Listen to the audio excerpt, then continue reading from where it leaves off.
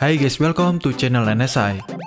Di video kali ini kita akan memasukkan pembahasan light novel No Game No Life volume 9. Untuk video kali ini akan memasuki chapter 1 yang berjudul Menghentikan Masalah. Dan untuk video kali ini tidak singkat seperti sebelumnya, karena akan membahas full chapter 1. Apa tujuan ras Ex Machina ingin bertemu dengan Sora? Apakah menjadi sekutu atau musuh untuk Federasi Elkia? Dan begitu, berikut pembahasan light novel No Game No Life volume 9 part 2. Sora dan Shiro yang telah melakukan pidato penobatan mereka, dan sekarang Hollow dengan penampilan seperti idola berdiri di balkon istana Elkia, menghadap alun-alun kota. Kemudian Sora dan Shiro memberikan instruktur untuk mulai debut pertama Hollow sebagai bintang idola Federasi Elkia. Dan seketika itu, suara instrumen musik meledak dengan suara yang keras. Hollow yang berada di panggung mulai memperkenalkan dirinya sebagai idola. Dia bersiap untuk menyanyi dan menari. Sebelumnya, dia sudah membaca naskah, sehingga tidak ada yang perlu dia khawatirkan. Dia begitu gembira dan tidak menyadari air mata kebahagiaan keluar dari air matanya. Berpindah ke sisi lain, ada 4 orang yang terlihat fokus memperhatikan layar dari proyeksi magic, yaitu Jibril, Sora, Shiro, dan Step, yang saat ini berada di dalam istana Elkia. Berbagai sorokan dan lambaian tangan dari ribuan orang yang berada di alun-alun kota untuk melihat Hollow. Sebagian besar penonton berasal dari Federasi Elkia. Step hanya bisa tersenyum, tetapi Sora dan Shiro justru tampak begitu kecewa, yang saat ini duduk di atas singgasana. Menurut Step, apa yang dinyanyikan oleh Hollow adalah lagu yang bagus, dan dia telah berusaha melakukan hal yang terbaik. Sora dan Shiro juga mengakui hal itu, tetapi bagi mereka berdua, Hollow masih belum bisa mengekspresikan dirinya ketika bernyanyi, dan juga gerakan tariannya masih kaku, dan tidak ada perasaan di dalamnya. Apalagi dekorasi untuk panggung juga terlihat begitu jelek bagi Sora dan Shiro. Seharusnya di sekitarnya diberi eksterior yang begitu mewah menggunakan barang dari Federasi Timur. Elkia pada awalnya tidak memiliki industri idola, sehingga apa yang direncanakan untuk kali ini tampak mengecewakan. Dan Federasi Timur yang sudah memulai industri idola dari awal, bahkan memiliki lembaganya juga, itu bisa menjadi alasan mereka tidak ingin memberi peralatan untuk Elkia. Kemudian Step memberikan usulan untuk memberikan efek tambahan saat di panggung melalui bantuan Jibril atau Plum, karena mereka berdua bisa dapat diandalkan karena bisa menguasai sihir.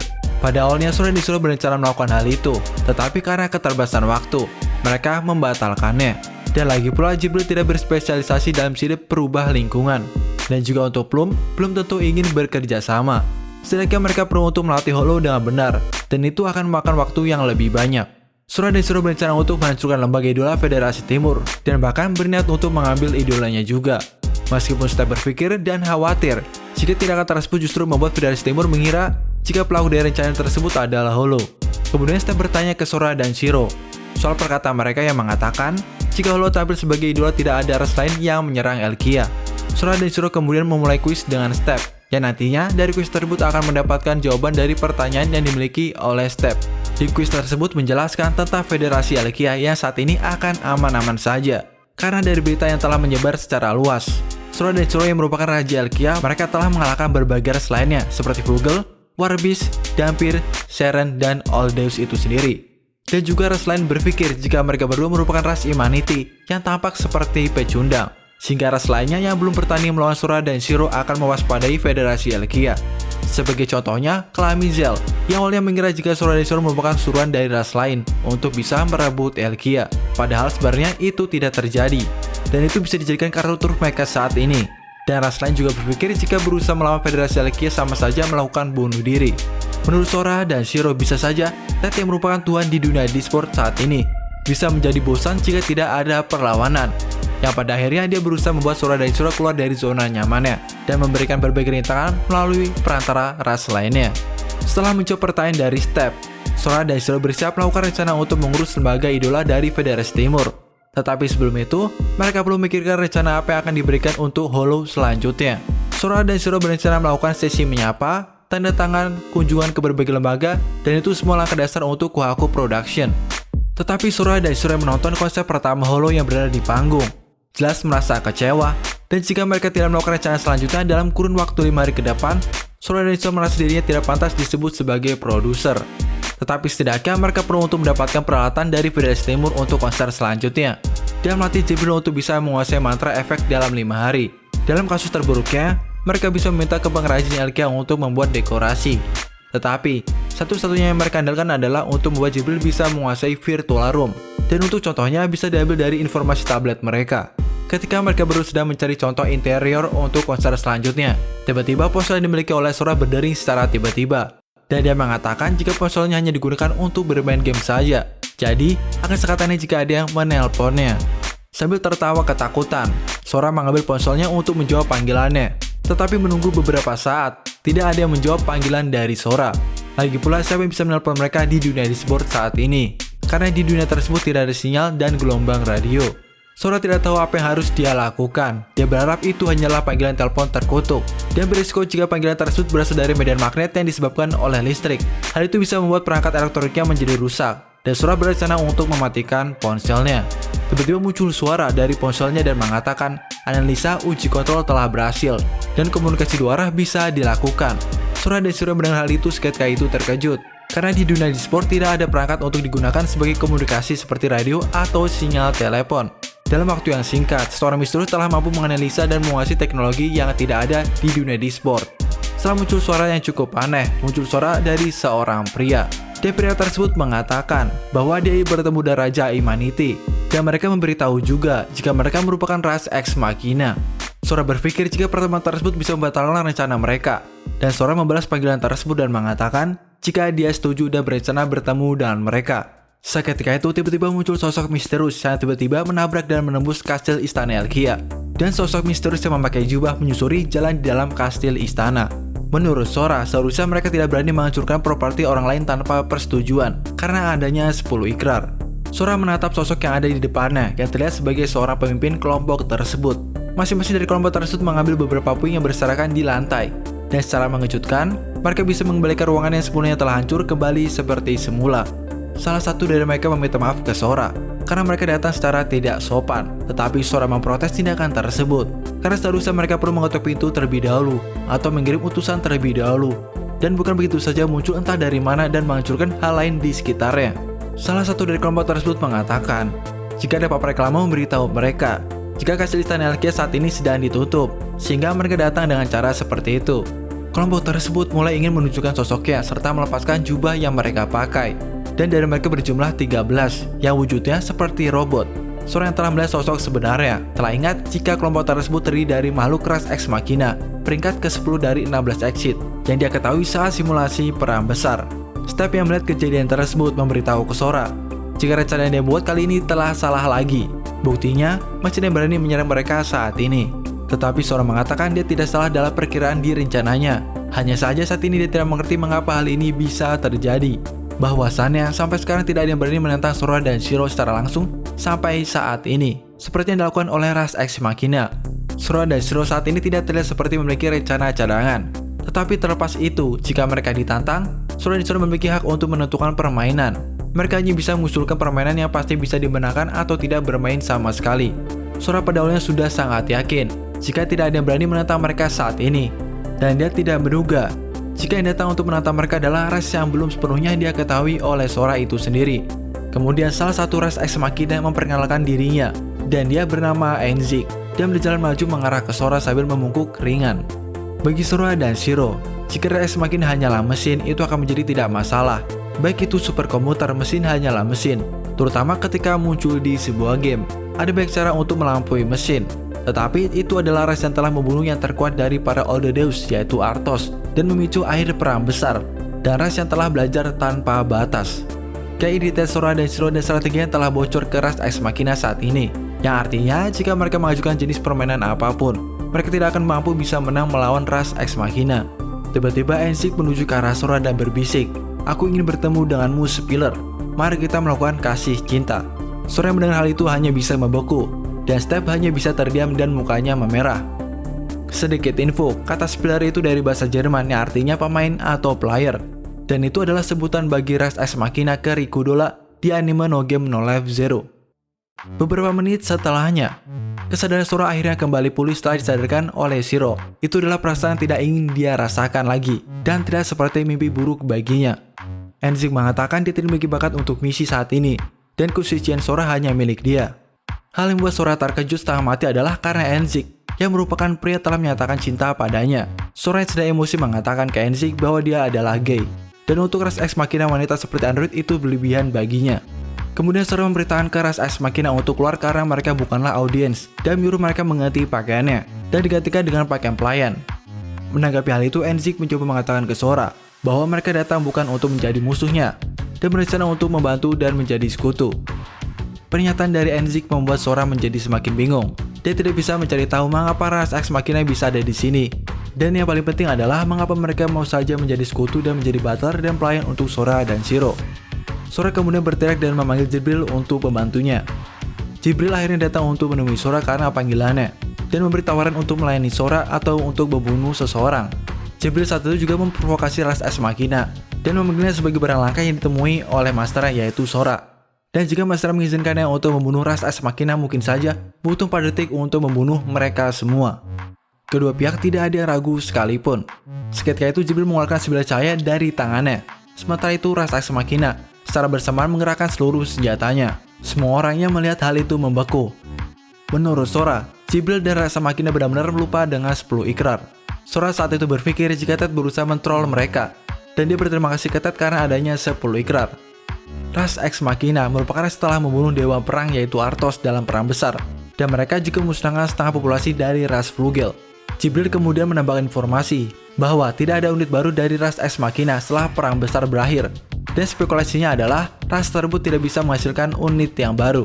Dan juga sejak perang besar telah berakhir, hanya beberapa unit saja yang terlihat berkeliaran pada kesempatan langka. Dan saat ini ras tersebut dianggap sebagai ras yang telah terancam punah. Kemudian Jibril mengatakan, dia tidak pernah kalah dengan ras Ex Machina, dan dia tidak menyimpan kebencian pada mereka. Lagi pula saat itu tidak bisa dihindari saat perang berlangsung yang dimana mereka harus saling bunuh. Ketika Sora ingin mengatakan sesuatu, tiba-tiba Enzik mengatakan bahwa mereka saat ini sudah bisa menonaktifkan nomor reguler mereka, yang dimana fungsi untuk berperang secara penuh telah dimatikan secara permanen. Tetapi meskipun begitu, ras Ex Machina belum menonaktifkan fungsi mereka untuk bisa membuat unit baru, dan mereka saat ini hanya mencari mitra yang tepat. Kemudian Enzik membuat pernyataan jika mitra tersebut adalah Sora, dan saat itu juga dia mengajak untuk Sora untuk melakukan proses pembuatan unit baru. Salah satu alasan mengapa ras Ex Machina bisa bertahan sampai saat ini adalah karena mereka memanfaatkan mode tidur mereka sepenuhnya dan memperpanjangnya. Saat itu juga, Jibril menawarkan ke Sora untuk menghancurkan ras Ex Machina, dan dia mengizinkannya. Sora dan Jibril saat ini penuh dengan rasa haus darah, sedang Step berusaha menenangkan mereka berdua. Satu unit dari ras Ex Machina yang terlihat seperti android berwajah perempuan dan memakai pakaian pelayan, yang sebelumnya berdebat dengan Enzik. Tiba-tiba unit tersebut mengatakan, dia bertujuan untuk meminta kerjasama dengan Sora dan Shiro untuk mencegah kepunahan ras mereka. Kemudian Sora ingin tahu nama dari unit tersebut, dan seketika itu unit tersebut memberitahu nomor unitnya dan tipenya sekaligus dan peran dia. Karena unit tersebut tidak memiliki nama panggilan yang sesuai, Sora memanggilnya dengan nama Emir Eins. Setelah itu Emir memberitahu ke Sora dan Shiro yang terjadi pada ras Ex Machina di perang besar, dan memberitahu juga unit yang saat ini bertahan dalam perang besar berjumlah 20, dan sebagian telah mati karena mengalami penuaan, dan sisanya saat ini hanya 13 unit saja yang selamat. Menurut Sora, dia dapat menyimpulkan saat ini jika ras Ex Machina tidak akan membuat ancaman bagi mereka, karena pada akhirnya mereka hanya ingin menjadi sekutu, karena mereka menghindari kepunahan ras mereka. Dan jika Sora dan Enzik bisa melakukan kerjasama, masalah untuk monster hollow nantinya bisa diatasi. Kemudian Emir memberitahu ke Sora, ras Ex Machina akan musnah jika tidak membuat keturunan dengan Sora. Tetapi Sora balik tanya ke Emir, memangnya mesin bisa membuat bayi? Setidaknya dia tidak berkeinginan membangun cinta apalagi dengan robot pria. Jibril berusaha menjawab pertanyaan dari Sora dan mengatakan, menurut deskripsi langka yang tersedia dari ras Ex Machina, tampaknya ras tersebut bisa menciptakan unit baru dengan sesama rasnya, yang nantinya dengan cara membagikan data yang ada dan menghasilkan unit yang disesuaikan dengan kondisi yang diminta dari generasi sebelumnya. Menurut Sora, jika seperti itu seharusnya bisa membuat keturunan tanpa bantuan dia, dan harusnya dengan sesama ras. Setelah itu Emir bilang jika rasnya kompatibel dengan selain rasnya, dan nantinya struktur tubuhnya bisa diperbarui untuk menyesuaikan guna melakukan kontak dengan ras lainnya. Dan dia menawarkan juga ke Sora untuk melakukan demonstrasi juga. Jadi sekarang situasinya untuk Sora dan Shiro adalah sebagai berikut. Ras Ex Machina memiliki kunci perangkat hardware yang membatasi reproduksi dan seorang yang disebut Spiller. Dengan kata lain, mereka hanya akan menerima Sora. Kemudian setelah bertanya ke Enzik mengapa harus Sora jika ras Ex Machina bisa melakukan hal tersebut dengan ras lainnya. Enzik menjawab dan mengatakan, menjelang akhir perang besar, sebuah unit yang mereka sebut sebagai Prior telah memperoleh hati dan membaginya kepada mereka semua. Dan saat itu unit tersebut juga sedang jatuh cinta dengan ras Humanity. Sehingga mereka yang merupakan ras Ex Machina mencoba mempelajari dan mengerti makna dari arti sebuah hati itu sendiri. Dan saat ini mereka berusaha mempraktikannya. Dan karena mekanisme hati itulah, program untuk membuat unit baru dengan sesama rasnya telah terkunci dan hanya bisa dengan orang yang mereka cintai saja.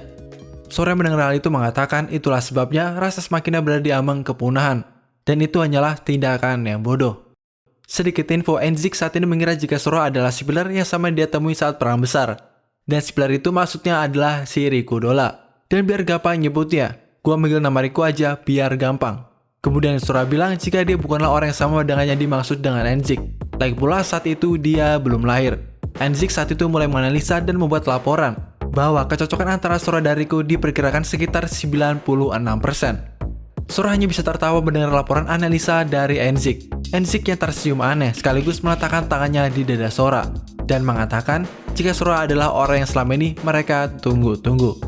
Sora dan Shiro dibingungkan dengan masalah yang menimpa dengan ras Ex Machina yang akan punah. Dan juga masih ada masalah lain yang perlu mereka selesaikan terlebih dahulu, yaitu panggung coaster untuk Hollow ke depannya. Sedangkan untuk menyelesaikan itu, mereka perlu bantuan dari ras Ex Machina. Kemudian Enzik sebagai perwakilan ras Ex Machina mengajukan ke Sora dan Shiro untuk meminta sebuah permainan. Dan jika mereka menang, Sora diharuskan untuk memilih satu unit dari mereka untuk membuat keturunan. Step dan Jibril bertanya ke Sora, apakah dia bisa menang atau tidak. Tetapi Sora yang mendengar hal itu hanya bisa tersenyum. Kemudian Sora menyetujui tantangan dari Enzik, tetapi dia bermain bersama dengan Shiro. Dan taruhan dari Sora adalah jika mereka berdua menang, maka ras Ex Machina harus berjanji untuk membuka kunci sistem yang disebut sebagai hati, sehingga mereka bisa membuat keturunan dengan sesama rasnya, sehingga bisa mencegah kepunahan. Dan nantinya Enzik dan lainnya akan membantu Sora dan Shiro dalam menjalankan coaster untuk Hollow ke depannya. Sora saat itu mulai berpikir jenis game apa yang harus dia tentukan untuk memastikan kemenangan mereka dengan pasti. Tetapi Enzik justru menolak dan meminta Sora untuk bermain secara individual, dan mereka akan bermain secara paralel. Dan selain itu, mereka lah yang akan menentukan jenis permainan.